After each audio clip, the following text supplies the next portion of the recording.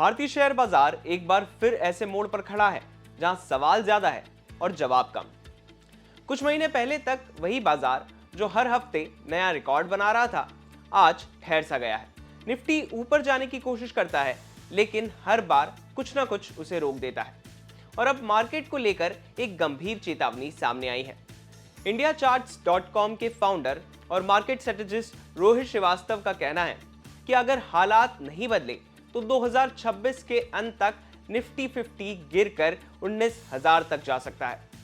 अब सवाल यह है कि क्या वाकई इतनी बड़ी गिरावट संभव है? क्या भारत का शेयर बाजार कमजोर हो रहा है? 2026 में बाजार में तेज उतार चढ़ाव देखने को मिल रहा है। 5 जनवरी 2025 को निफ्टी ने नया 26,373 का ऑल टाइम हाई छुआ। इसके बावजूद 2026 में निफ्टी 50 में 1% से ज्यादा की गिरावट देखी गई है। इस साल 2 मौके ऐसे आए हैं जब निफ्टी ने 25,000 के निचले स्तर को टच किया है। अब आप इसी से अंदाजा लगाइए कि इस साल बाजार ऊपरी स्तरों पर टिकने में नाकाम दिख रहा है। ऊपर से देखने पर यह गिरावट छोटी लगती है, लेकिन अंदर की कहानी कुछ और है। रोहित श्रीवास्तव जिस शब्द का बार बार इस्तेमाल कर रहे हैं वो है ग्लोबल हेडविंड्स, यानी वैश्विक दबाव। सरल भाषा में कहें तो जब दुनिया की बड़ी अर्थव्यवस्थाओं में परेशानी होती है तो इसका असर भारत जैसे देशों पर भी पड़ता है। अभी कौन कौन से ग्लोबल खतरे हैं?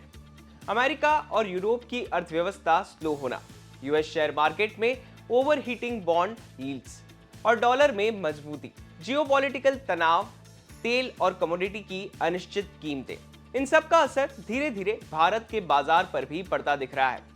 कुछ समय पहले जब भारत अमेरिका ट्रेड डील की घोषणा हुई तो मार्केट ने जोरदार उछाल दिखाया। निफ्टी और सेंसेक्स दोनों ऊपर गए, लेकिन ये तेजी ज्यादा देर तक टिक नहीं पाई। रोहित श्रीवास्तव के मुताबिक बाजार ऊंचाई पर टिकने में नाकाम रहा और पिछले कुछ सत्रों से एक रेंज में फंसा हुआ है, यानी ना ऊपर जा पा रहा है और ना नीचे टूट रहा है। ये हालात अक्सर किसी बड़े मूवमेंट से पहले आते हैं। रोहित श्रीवास्तव की चेतावनी का सबसे अहम पॉइंट यही है। उनके मुताबिक जनवरी में बना टॉप बहुत महत्वपूर्ण था। अगर बाजार उसे पार नहीं कर पाया तो ऊपरी स्तरों पर दबाव बना रहेगा। अब इसे आसान भाषा में समझे तो जब कोई बाजार बार बार एक ऊंचाई तक जाता है लेकिन उसे पार नहीं कर पाता तो इसका मतलब होता है कि खरीदार थक चुके हैं और बिकवाली का दबाव बढ़ रहा है। रोहित श्रीवास्तव के मुताबिक 2025 की आखिरी तिमाही में बना एंडिंग डायगोनल आने वाले साल के लिए एक महत्वपूर्ण टॉप को दर्शाता है। इसे समझे तो बाजार ने अपने ऊपरी स्तरों को देख लिया है।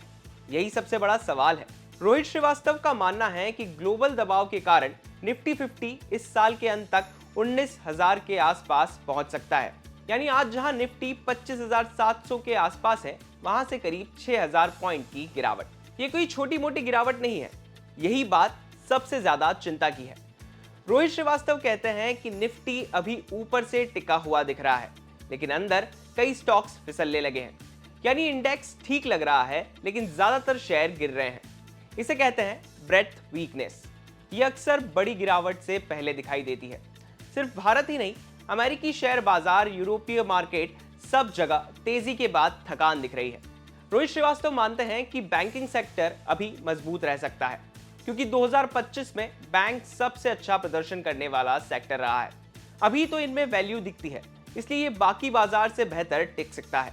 लेकिन इसका मतलब ये नहीं है कि बैंक पूरी तरह से सुरक्षित है। रोहित के मुताबिक सरकार और आरबीआई बाजार को बचा सकते हैं। रोहित श्रीवास्तव मानते हैं कि अगर सरकार खर्च बढ़ाए और ब्याज दरों में तेज कटौती हो तो निफ्टी 30,000 की ओर भी जा सकता है, लेकिन ऐसा करना बॉन्ड और करेंसी मार्केट के लिए खतरनाक होगा। यानी एक बाजार को बचाने के चक्कर में दूसरे बाजार बिगड़ सकते हैं। इसलिए फिलहाल ऐसा होना मुश्किल लगता है। रोहित श्रीवास्तव की चेतावनी डराने के लिए नहीं है, बल्कि तैयार रहने के लिए है।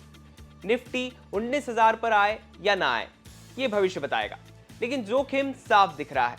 जो निवेशक समय रहते समझदारी दिखाएंगे वही लंबे समय में बच पाएंगे। बिजनेस से जुड़ी बाकी तमाम खबरों के लिए आप देखते रहें बिज़ तक।